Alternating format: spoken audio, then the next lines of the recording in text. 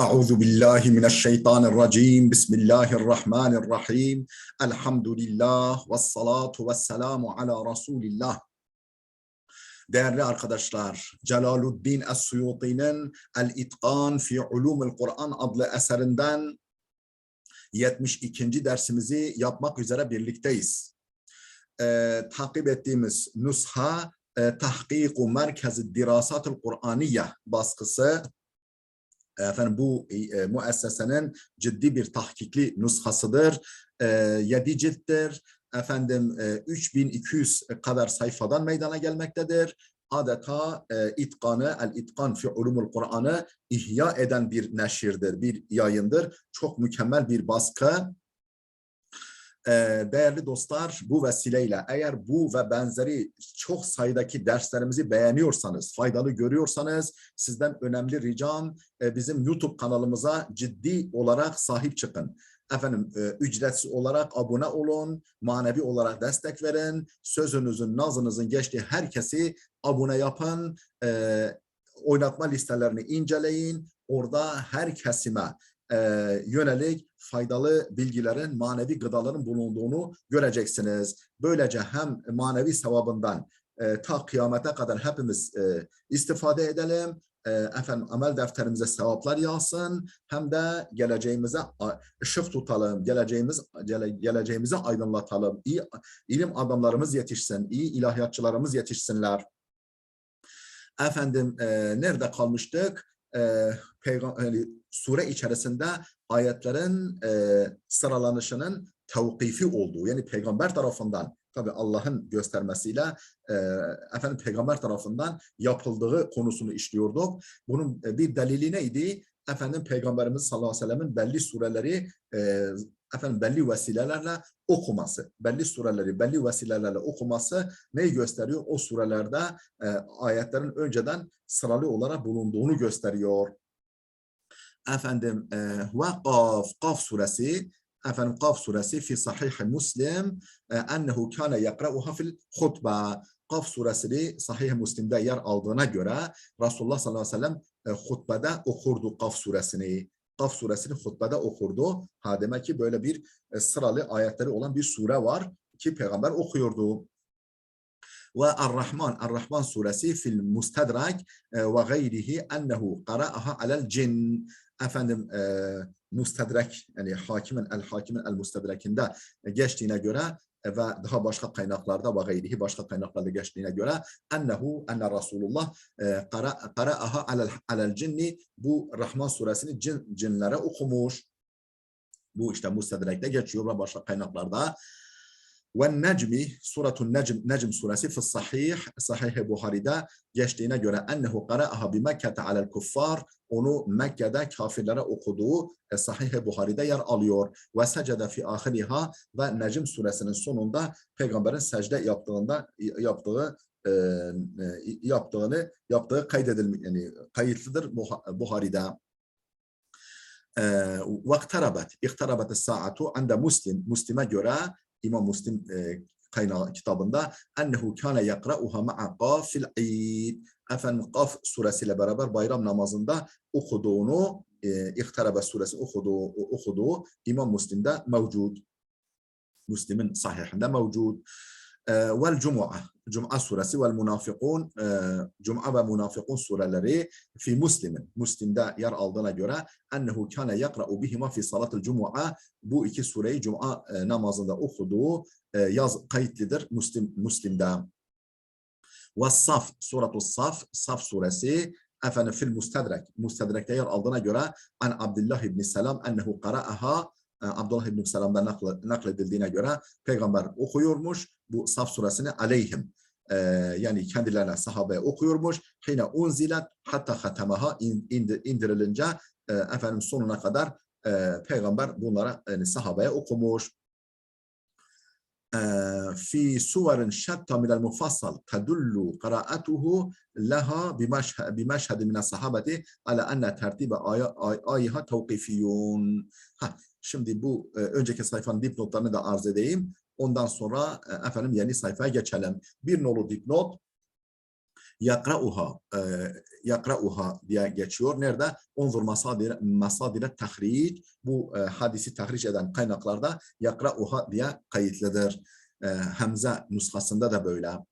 Yani Hamza şifreli nuskada da böyle el-İtkan'ın. 2 nolu dipnot. Efendim cilt 2 sayfa 595 Kitab-ı Cuma Kitab-ı Cuma babu tahfif salati vel hutbe namazı ve hutbeyi hafif tutma. Yani çok uzatmamaya ilişkin bölüm. 3 nolu dipnot Kitab-ı Tefsir yani cilt 3 sayfa 473 Kitab-ı Tefsir Suratul Rahman Rahman suresi ve sahhahahu ala şart-ı şeyhayn efendim ve tasih etmiş şeyhaynin şartlarına uygun biçimde Şeyhayn dedi Buhari ve Müslim'in ve vafakahu Zehebi Zehebi de bunu onaylamış.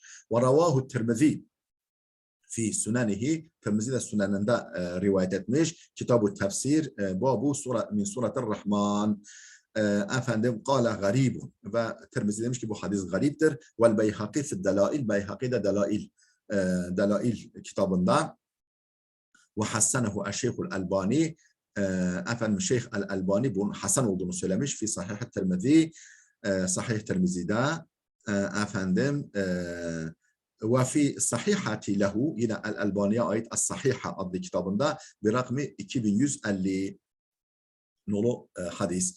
4 nolu dipnot Sahihul Bukhari cilt 8 sayfa 614 ma'al Fethül Bari ile olan baskısında Kitab-ı Tefsir babu fescudu lillahi ve abudu ayetini açıklarken efendim ve leyse fihi tasrihu bi zikri Mekke'te orada Mekke kaydı geçmemektedir. Açıkça Mekke kaydı geçmemektedir. Velakin fihi ma yushiru ila zalika fakat buna işaret eden ipuçları var.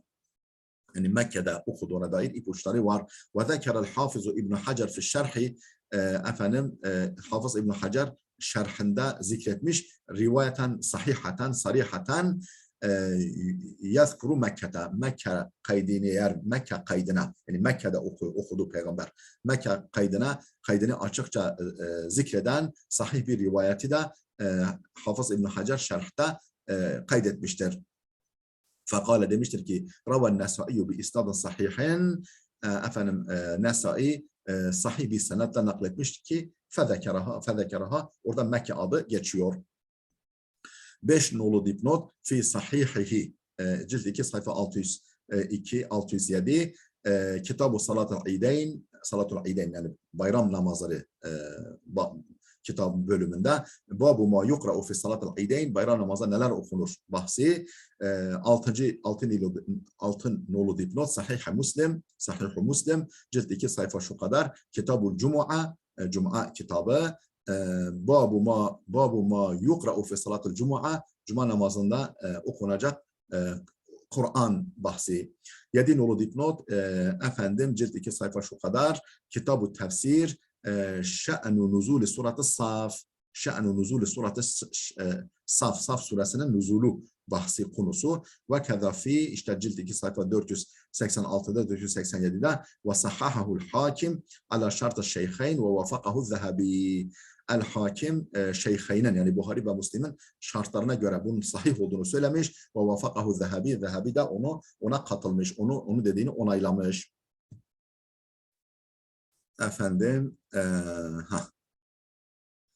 fi surenin hemen ilk satırın ortasından devam ediyoruz. Fi suverin şatta minel mufassal efendim mufassal yani kısa surelerin pek çoğunda tedullu kıraatuhu peygamberin okuduğu gösteriyor. Pek çok kısa sureler hakkında peygamberin bunları okuduğu gösteriyor. Bir meşhedin mine sahabeden bir cemaat huzurunda şahitliğinde o huzurunda okuduğu gösteriyor. Ala enne tertibe ayha tevkifiyun. Bu kısa surelerin ayetlerinin sıralanışının tevkifi olduğu, yani bizzat peygamber tarafından gerçekleştirildiğini gösteren durumlar var. Peygamberin inen bu sureleri bir cemaat huzurunda okuması gösteriyor ki ala enne tertibe ayha tevkifiyun. Bu surelerin ayetlerinin sıralanışı tertibidir.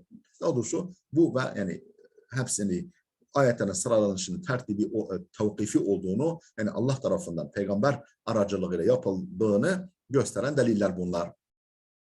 وما كان الصحابة ليرتبوا ترتيبا سمعوا النبي يقرأ على خلافه فبلغ ذلك مبلغ التواتر وما كان الصحابة ليرتبوا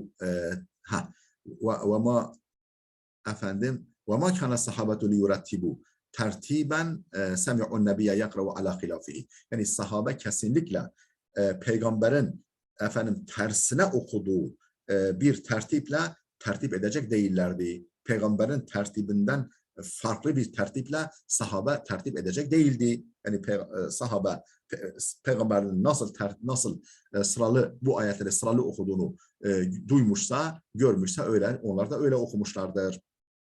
وَمَا كَانَ الصَّحَابَةُ liyurattibu. Kesinlikle sahabe tertip eder, yani sıralayacak değillerdi ayetleri.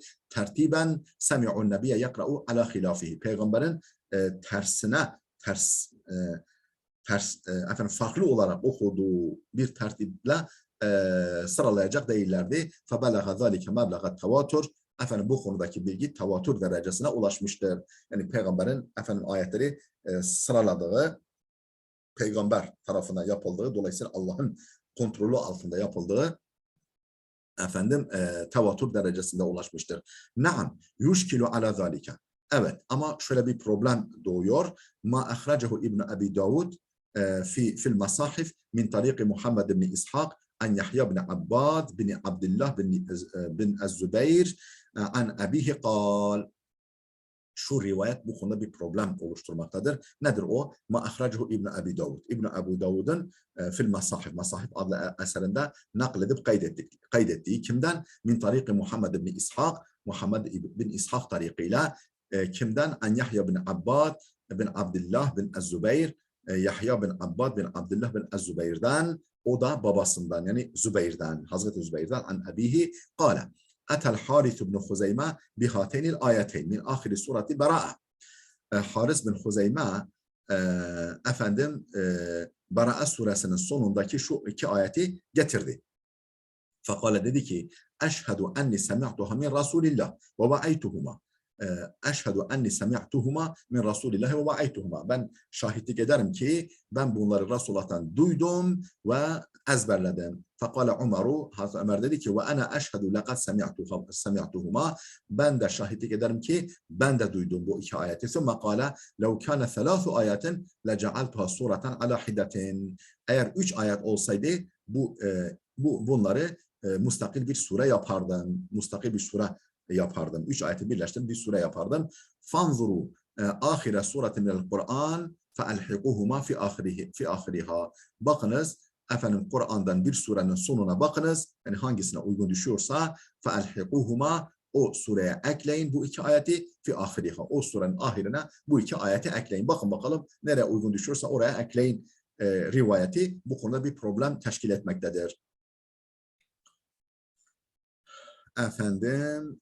Kâle İbn Hacer, İbn Hacer demiştir ki zahiru hâzâ ennehum kânû yuallifûne âyâtis suvar. Bu rivayetin zahiri gösteriyor ki sahabe surelerin ayetlerini kendileri oluşturuyorlardı. Ayetlerini kendileri telif ediyorlardı, bir araya getiriyorlardı.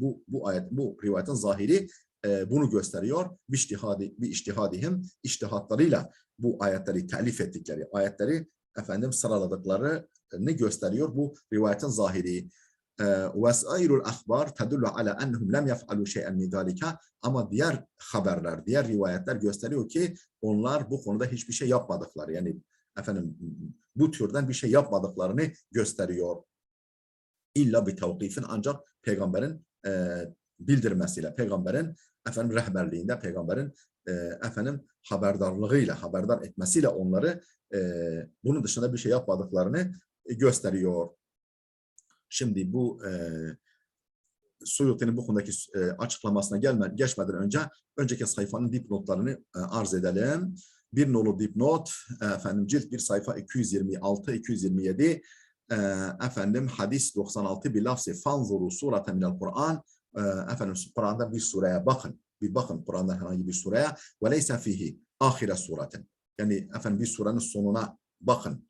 dememiş. Herhangi bir sureye bakın. Bir sure, hangi sureye gider? Kema avraduhu Suyuti huna, Suyuti'nin burada kaydettiği gibi öyle yani ahir kelimesi geçmiyor. Ve min tariqihi avraduhu'l Hafizu İbn Hacer fil Fethi, bu tarikla efendim Hafız İbn Hacer Fethül Bari'de yer vermiş. Cilt 9 sayfa 15 ve fihi el-Hadis ibn Huzeyme, bu senet zincirinde Haris bin Huzeyme var ve fil isabeti ve fil isabe cilt 1 sayfa 571'de de aynı ve fihi el-Haris ibn Hazeme, Huzeyme değil de Hazeme, Haris bin el-Hazeme var efendim nerede? El-İsabe'de. El-İsabe fi temyiz sahabe cilt 1 sayfa 571'de فَلَعَلَّ السُّيُوطِيَ نَقَلَهُ مِنَ الْفَتْحِ وَاللّٰهُ عَلَى مُهْتَمَلًا, Suyuti bunu Fethül Bari'den nakletmiş. Allah daha iyi bilir. وَسَيَأْتِ تَحْرِيرُهُ فِي آخِرِ الْحَاشِيَةِ, efendim dipnotun sonunda bunun efendim netleştirilmesi, tahrir yani netleştirilmesi gelecektir bu durumun. Fi isnadihi İbn İshak İmamul Magazi, bunun senedinde kim var? Magazi rehberi, Magazi'nin önderlerinden, Magazi türü eserin önderlerinden İbn İshak var. Ve huve mudellisun. O tedlis yapıyor. Tedlis yani bazı şahısları kamufle ediyor. Zayıf olanları kamufle ediyor. Ve ravahu bil an'ana, an'aneyle yani an fulan diye rivayet etmiş. Yani bize anlatı değil de şundan diyor. Yani o tabi buna farklı şeyler katar yani hadise. Şeyler, farklı değerlendirmeler katar. Ve eyda fil metni ba'dul nekara, aynı şekilde metinde de biraz efendim münkerlik var. Biraz efendim sikanın, güvenilir alimlerin üslubuna böyle bir terslik var.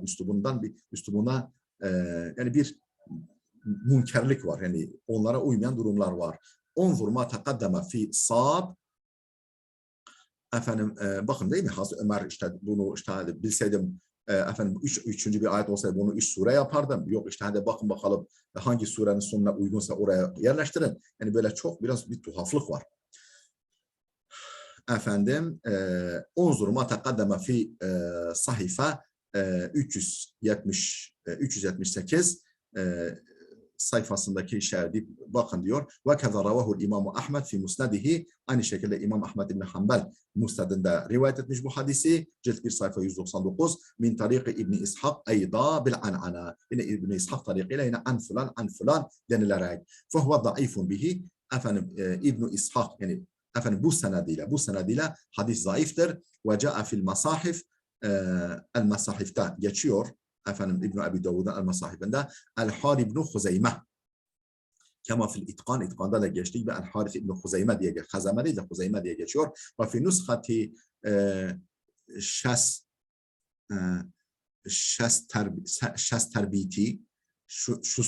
Şusturbiti'nin nushasında minel masahif, efendim masahifin İbn Abi Davud'un masahifinin Şusturbiti ve Şusturbeyti diyelim. Şusturbeyti nushasında da böyle ve keza fil musnad, musnadda da böyle vel isabe cilt 1 sayfa 571'de el-Harith ibn Hazeme diye geçiyor. Huzeyme diye Hazeme. Ve ca'a fil ahir dabtuhu hakeza, bu son nushada, son kaynakta bu kelimenin zaptı yani harekelendirilmesi şöyle geçiyor. Bi fethel mu'cemeti ve zayi hazeme. Mu'ceme dediği ha ve za'nın fethasıyla ve huve savabu, doğrusu olan budur. Vallahu alem. Allah daha iyi bilir ya, doğrusu hazemedir, Huzeyme değil. 2 nolu dipnot. Aynı nuskasında an var. Ve huve tahrifun, bu yani bir yanlış yazımdır. Unzur masadire tahriş kaynakları için tahricin kaynaklarına bakınız. 3 nolu dipnot. Ca'a fin nashi, ca'a fin nusah. Yani bütün nuskalarda fe'elhikuha, ekleyin demiş Hazreti Ömer. Ve keza fil fethi, Fethül Bari'de de böyle cilt 9 sayfa 15. Ve le'allel muallife nakale anhu vel musbet min muhtemelen Suyuti, muallif dediği Suyuti nakale anhu yani Fethül Bari'den nakletmiş muhtemelen Suyuti, vel musbet min mim. Yani bu bizim burada şu anda kaydettiğimiz ise mim nuskasındandır. Ve huvel muvafiku lima fi masadir tahric. tahriş kaynaklarında olan bilgiye uygun olan budur. Efendim, peki bakalım Suyuti Hazreti Ömer'den gelen bu bilgi hakkında ne diyecek? Yani efendim Tevbe suresinin sonundaki 2 ayet getirdi.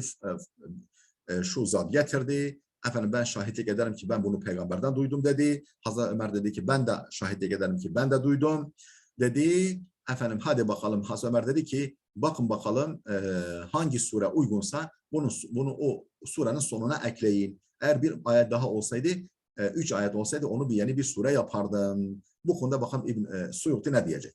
O senetleri, kaynakları falan verdi yukarıda.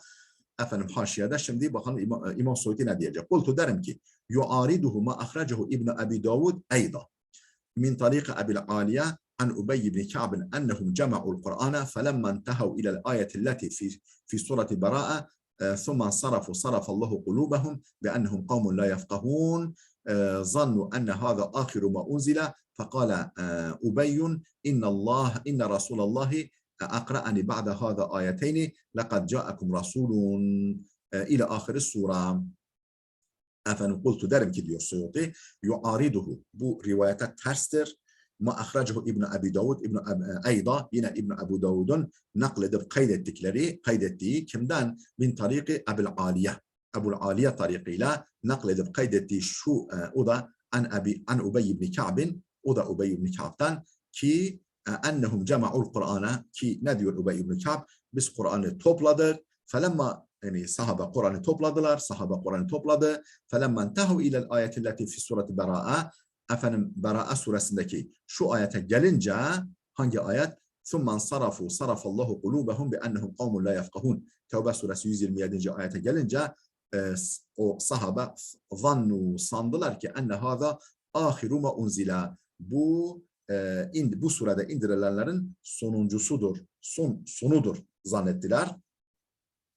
Fekala Ubey dedi ki inne Rasulallahi akra'ani ba'de hâzâ ayeteyni. Peygamber bundan sonra bana 2 ayet daha okudu. Yani bu surede bundan sonra bana 2 ayet daha okudu. Hangi ayetler? لَقَدْ جَاءَكُمْ رَسُولٌ مِنْ أَنْفُسِكُمْ azizun aleyhi ma anittum ile ahir surenin sonuna kadar. Tevbe 128-129.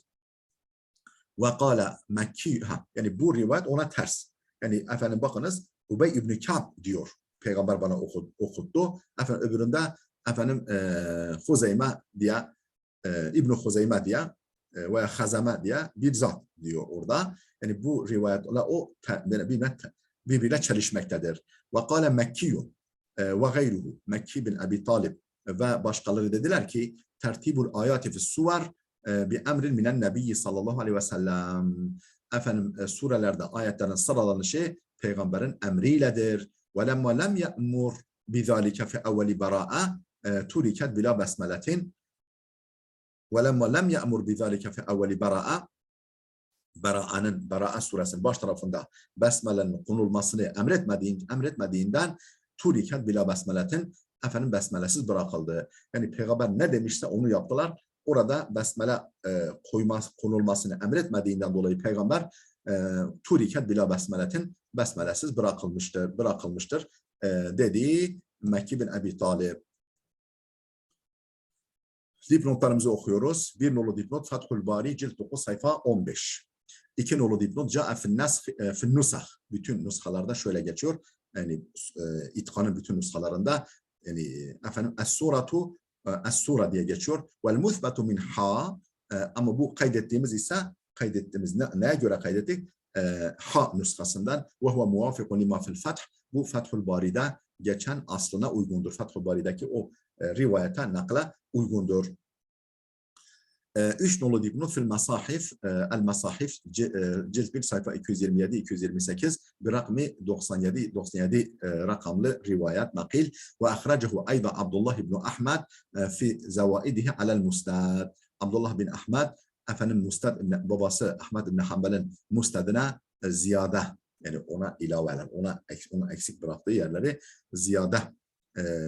ziyadesinde yer alıyor. Cilt 5 sayfa 134 bir senedihi, kendi senediyle an Ravhin ila Ubeyyin radıyallahu anhu. Ravh'tan, o da yani Ravh'tan ile Ubey radıyallahu anhu binahvihi, yani aynı ifadelerle Ravh'tan Ubey'e kadar.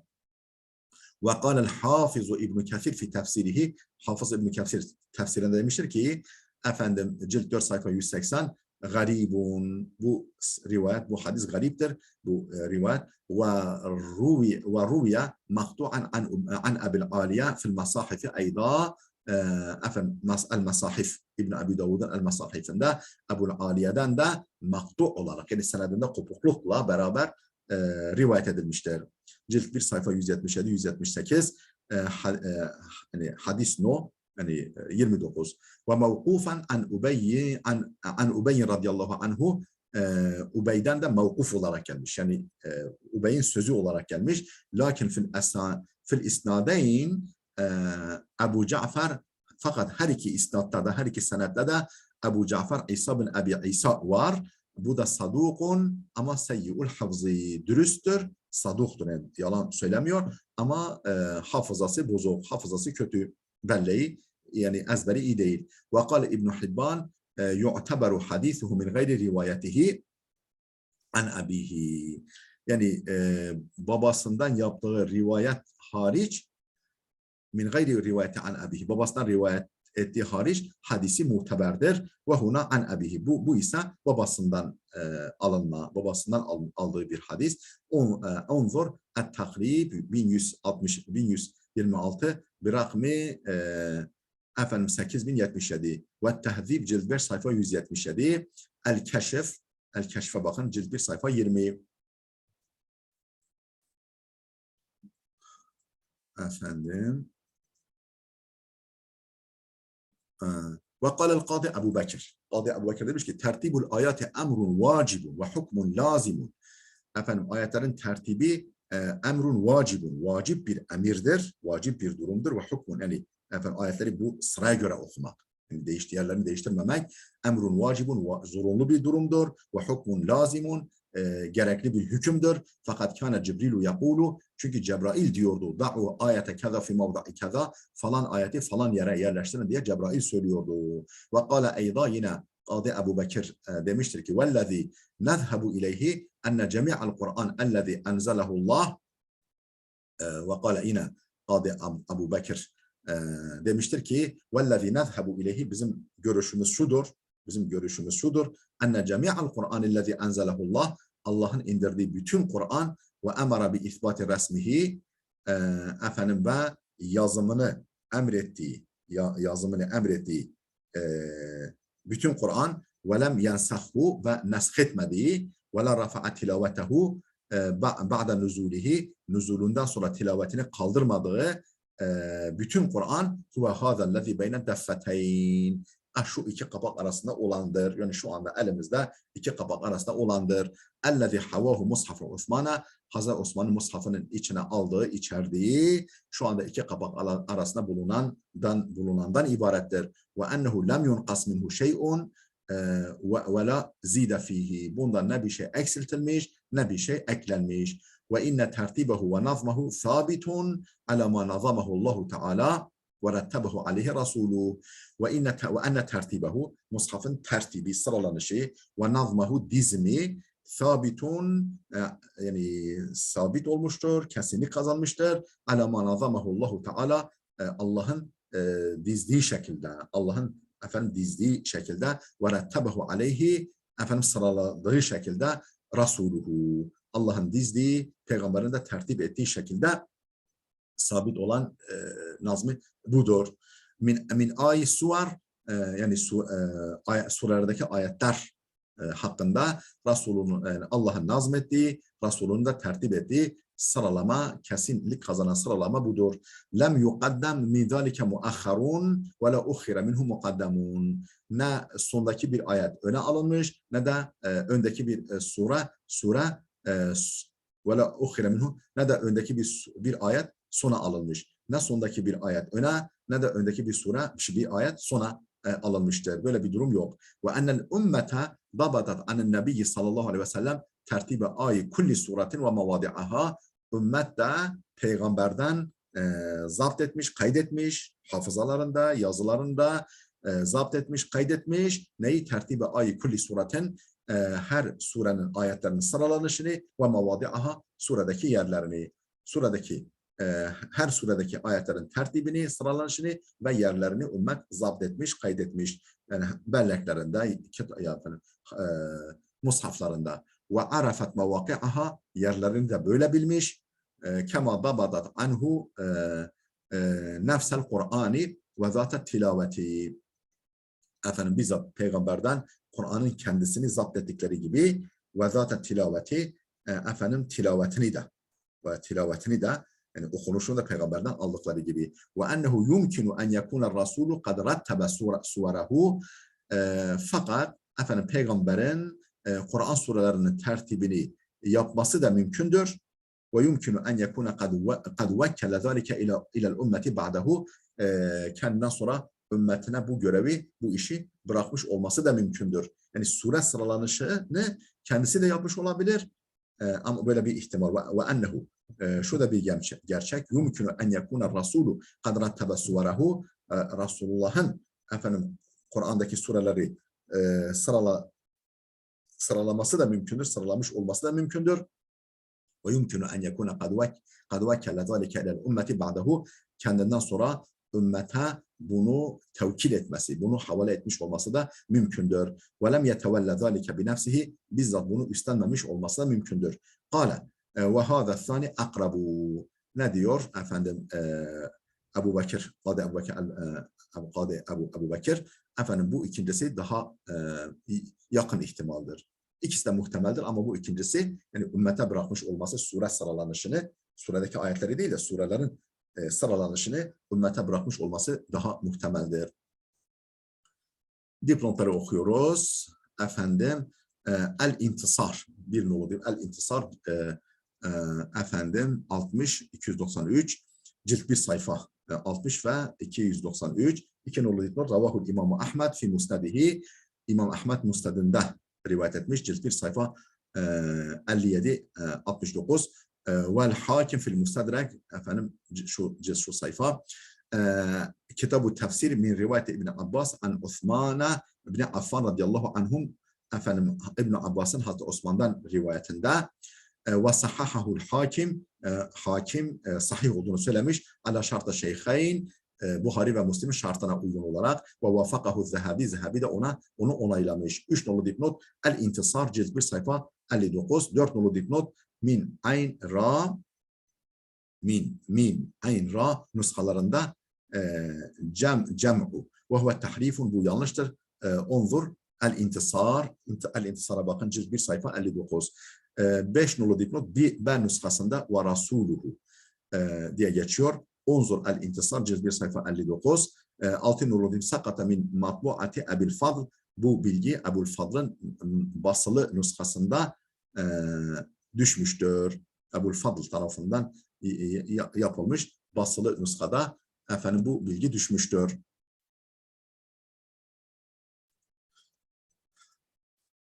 Efendim değerli dostlar, burada dursun. Videomuz oldukça uzadı. Gelecek dersimize kadar Allah'a emanet olun.